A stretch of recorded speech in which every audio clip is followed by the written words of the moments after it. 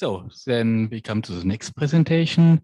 I'm very happy to welcome Vilmos Pais from the company Robert Bosch from Hungary. By the way, Robert Bosch is also one of our historical customers. And he has prepared a presentation together with Richard Savakovac. He was also in today. He's in the audience. So both have studied at Budapest University, but not at the same time. I know Vilmos has studied electrical engineering at Budapest University. Then you went, I think, to mechanical. Okay. Then you went to Germany, I think. And I remember it was in Bad Sodensaal, Münster. You told me when we have met. And now since few years, he's working with Robert Bosch, and he works very closely also with the team in Germany. And he has prepared a presentation called Augmented Inductance Calculation Method for Characterizing Reluctance Machines in JMAG. So welcome, Vilmos.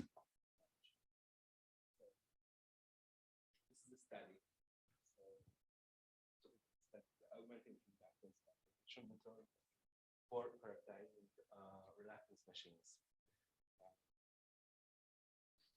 So, you want to do it, or I want? I do it. You okay?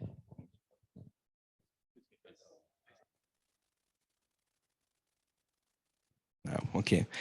So first of all, I would like to clarify why we use this study and why we need the inductions at all for our research. Let's say this is a research, and we in this research we use a non-typical topology. Let's say the linear topology and reluctance machine. This is our topic. We use linear topology because it's a very good model for if you want to transform, for example, our 3D axial flux machines into 2D.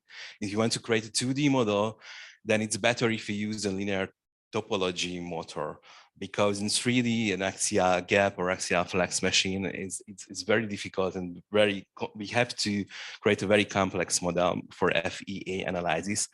And we have seen that in the previous presentations, the radial flux IPM, internal permanent magnet motors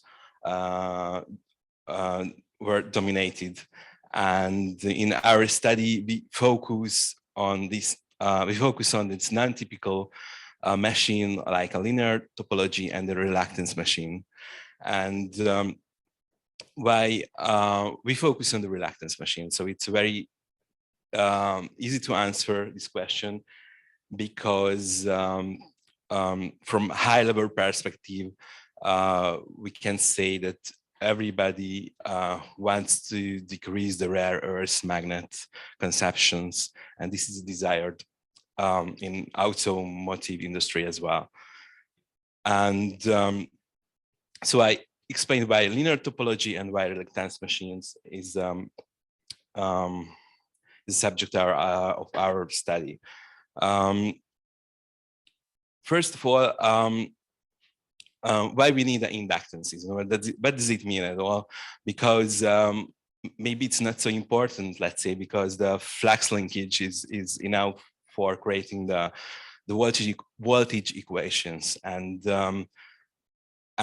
if we have the DQ model, the DQ coordinate system, this rotational coordinate system, then we can define easily the LD LQ. So the inductance in the direction and the inductance in the Q direction as well. But for the reluctance machines, it's not enough, because you cannot use exactly the same way the fundamental harmonic fluxes, because our flux linkage is so we have a spatial harmonics, and therefore the DQ model is that the best solution.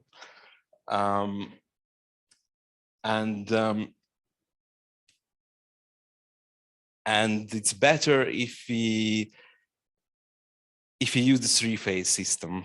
And in the three-phase system, we have to create a inductance tensor or inductance matrix. It means that we require to evaluate the self-inductances and the mutual inductances as well. But our experience is that from JMAG we cannot evaluate it directly. So we can. I will show you. Show you how we can evaluate the inductances from the JMAG designer. Okay. So the next slide. Summary of contents.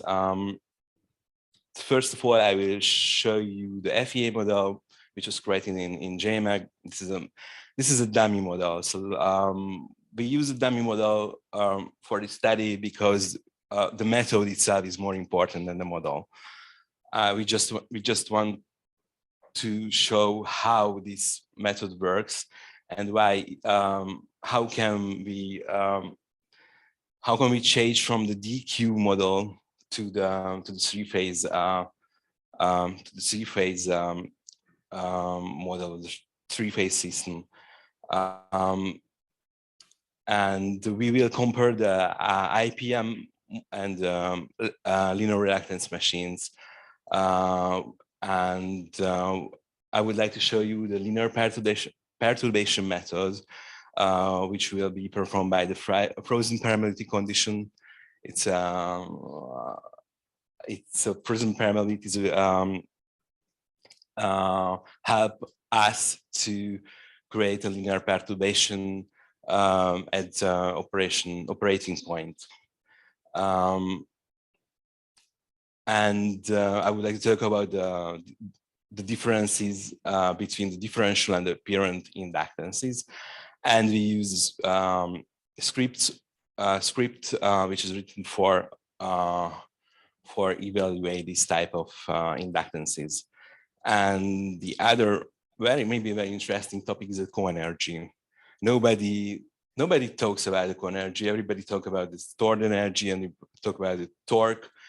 But for a reluctance machine, if you don't have a permanent magnet in our motor, then it's better to calculate the torque from the co-energy, or not better, but there is a relationship between the co-energy and the torque. And therefore the co-energy is very important. And we use the co-energy in this study for getting the resolution of the rotor positions where we have to evaluate the inductance tensors. And the last slide is will be a comparison between the co-energy change based and the nodal force based torque evaluation method. So this is a linear reluctance model in JMAG. Just shortly I can introduce, but it's not so important. Important is that there is no permanent magnet inside the rotor. So let's say it's a non-typical motor design, and these triangles are the shape of the rotor, and these triangles able to create the reluctance torque, or in this case in reluctance forces. I talk about the torque, but in this linear motor we can talk about rather the forces, because we have a horizontal direction, we have horizontal forces. And this is a three-phase motor, and we have a circuit for exciting the stator, and we have an air gap between the stator and the rotor, and it is a simple model, which is used for the study in order to get the inductances and to improve the method itself. So first of all, here I can show you the D and the Q positions of the rotor. So because if you have an electric motor, then first of all, everybody use the DQ model and set the D direction or every searches for the D direction. And on the left side, upper side, I can show you how we can find the D direction of the rotor. And on the right side, we can see the Q direction of the rotor. So the current itself is fixed. So we have a constant current, and the rotor position is in the D direction and in the Q direction on the right side. And flux line and the magnetic flux density is plotted. So there is a comparison between on the left side there is a typical tutorial example for a radial flux machine, and the coil flux linkages plotted in this diagram. On the left side and on the right side there is a linear reluctance machine, and you can see the flux linkage on the left side over the angle, but and the right side over the rotor displacement. And we can see that on the left side, the flux linkage is close to the fundamental harmonic. And this is the reason that we can use the DQ model, because the fundamental harmonic is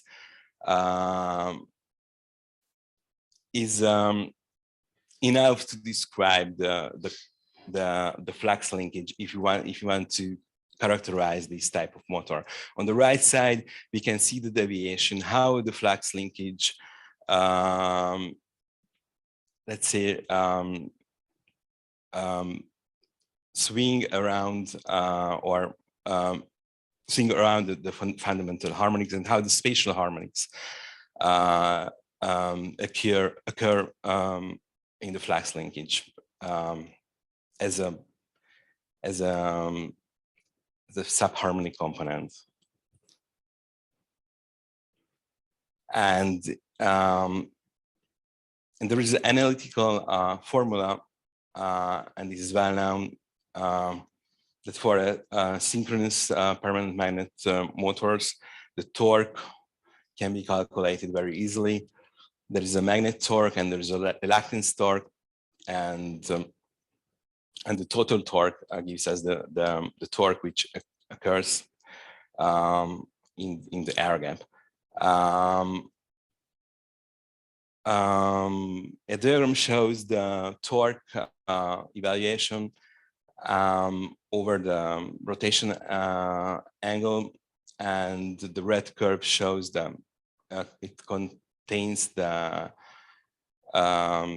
cogging torque and the slotting effect, and the black curve is the moving average of this torque curve. On the right side, there is a force over the displacement, and the force calculation, analytical force calculation. This formula is maybe interesting because it's a typical text book formula, because it derives from the co-energy, and we can calculate it by this formula.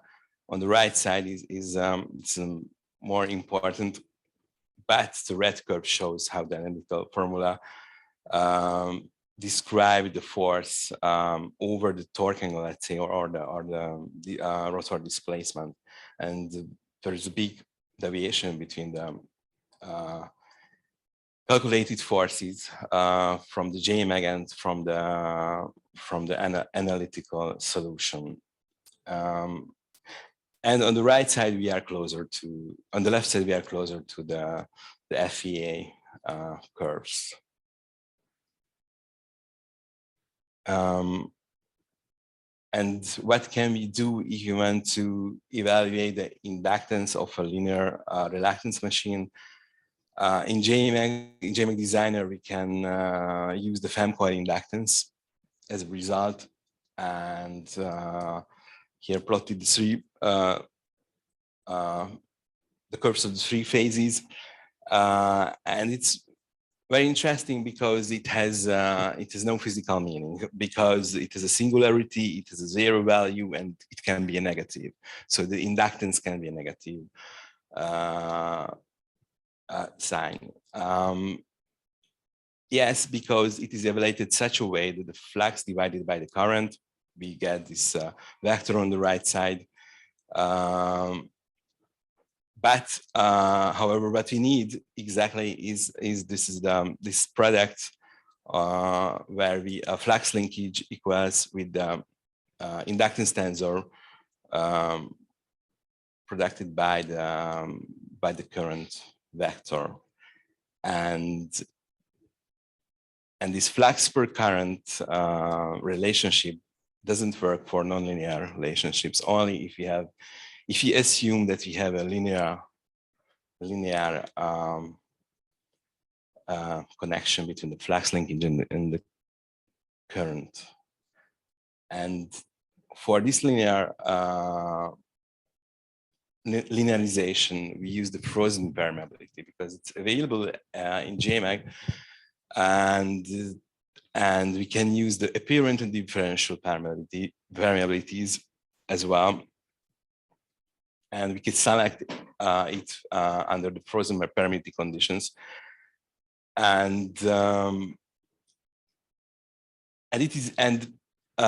But before we use this condition, we have to perform the analysis, and we have to use the results of the previous analysis. And after that, can be frozen the permeability. In that case, the linearization can be used for evaluating the inductances. But in the theory, there are two methods, let's say. One of them is the enhanced stored energy method. And it's more difficult because it's based on the volume integration of the flux density and the magnetic field strength product. So it has to be integrated, volume integrated element by element.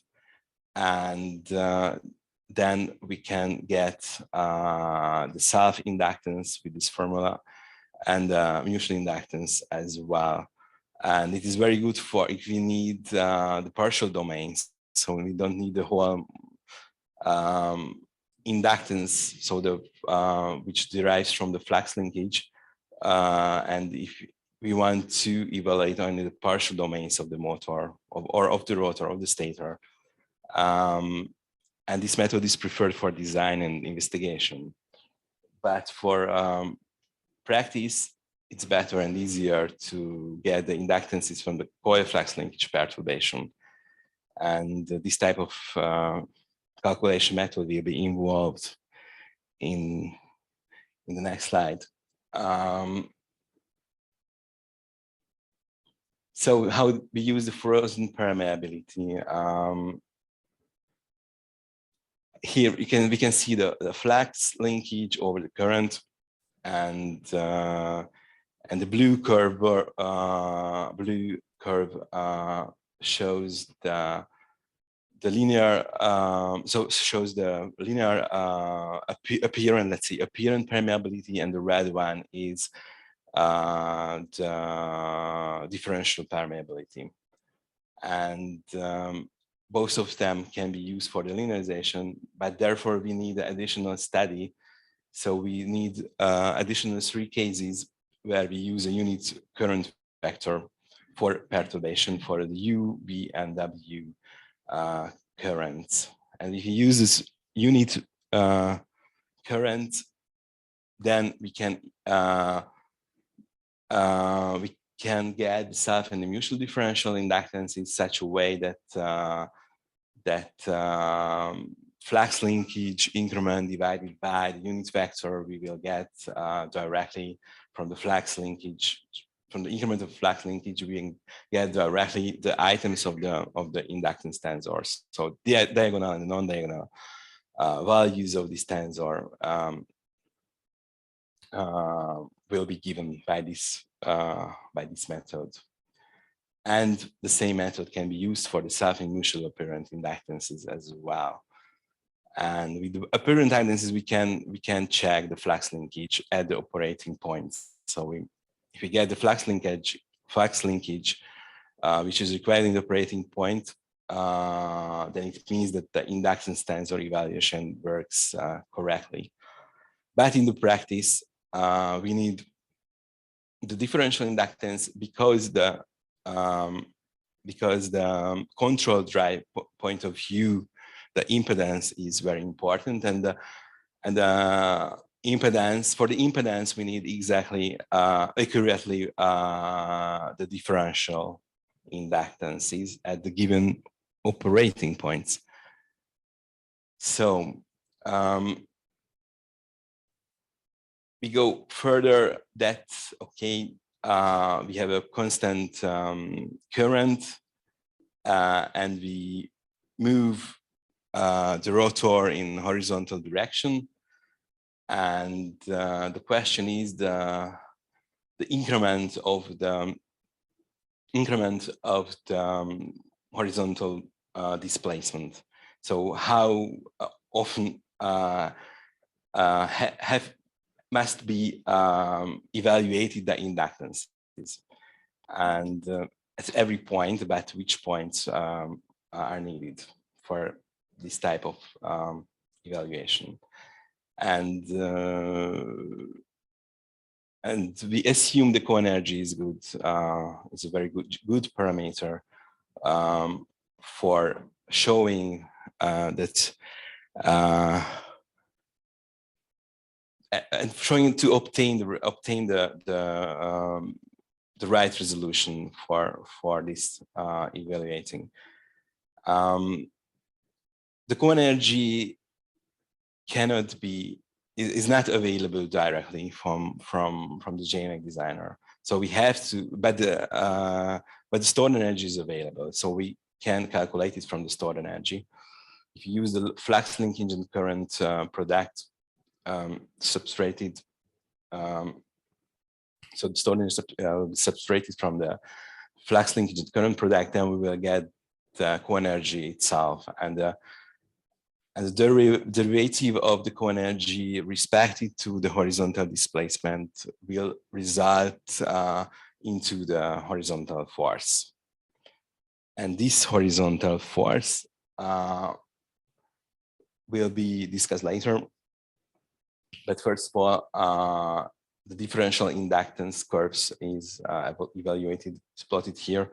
So in diagonal items at different increments and different steps, so different horizontal displacements, rotor displacements, at different rotor positions. And we can see how the inductance curve changes over the increments. If we increase the number of steps, the inductance curves will be smoother and smoother, and they converge to the final reference curve.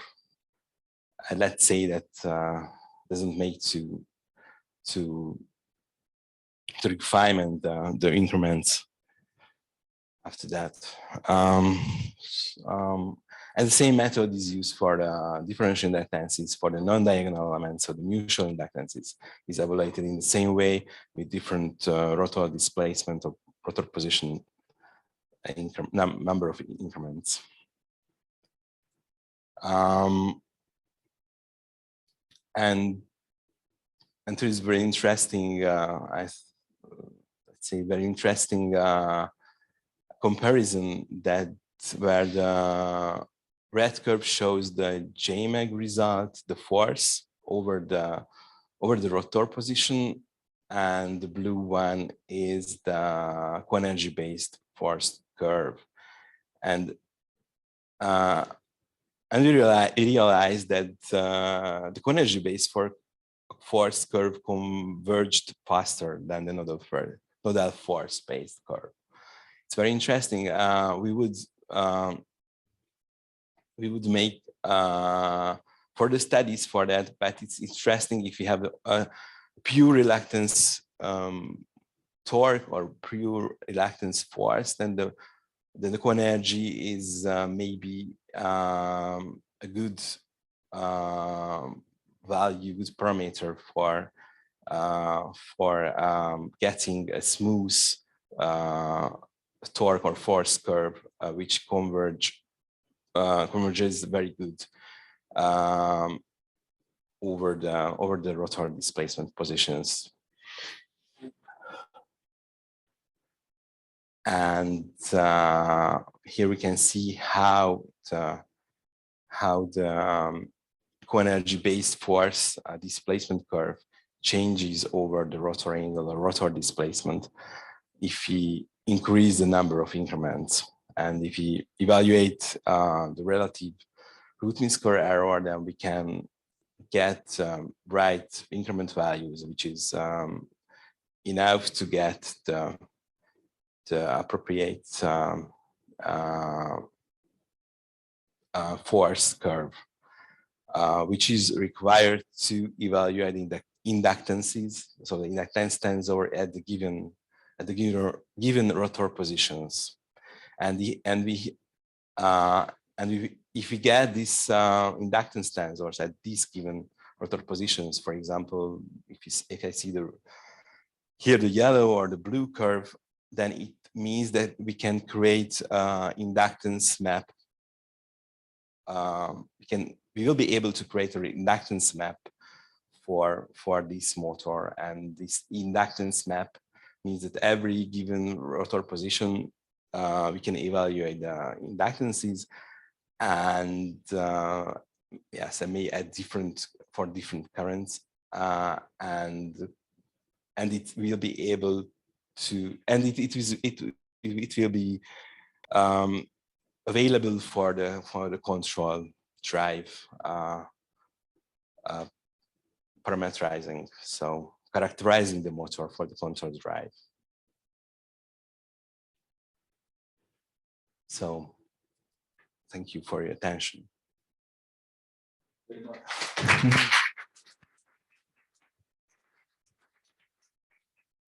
Well, thank you very much for your great presentation. And are there any questions, remarks you have?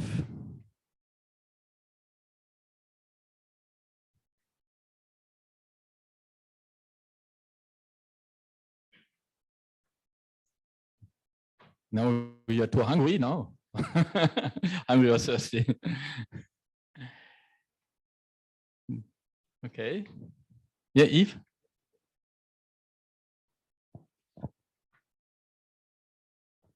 Yeah, thank you. So I heard that you also would like to have this in RT, no? To get the differential inductance and all the tables of inductance in RT. What is it for exactly then after? We didn't use the RT, so we don't have license for this, for RT module, so I didn't try to get the inductances in RT. Okay, but is it something you would like to have, or? Yes, we would like to try it. Okay, and what do you because plan? you mentioned, I mean, you mentioned me that in RT there is a possibility to yes, get maybe we've got some solutions using some CSV export, but I would like to understand what you would like to do then with those tables after. Is it for I don't know, circuit simulation or? Yeah, it's so so the control drive requires this lookup table, let's say lookup table for these parameters, and therefore it's important to get it. So not only the LD-LQ, so the LD-LQ inductances, but this inductance tensors, inductance matrix is also very important.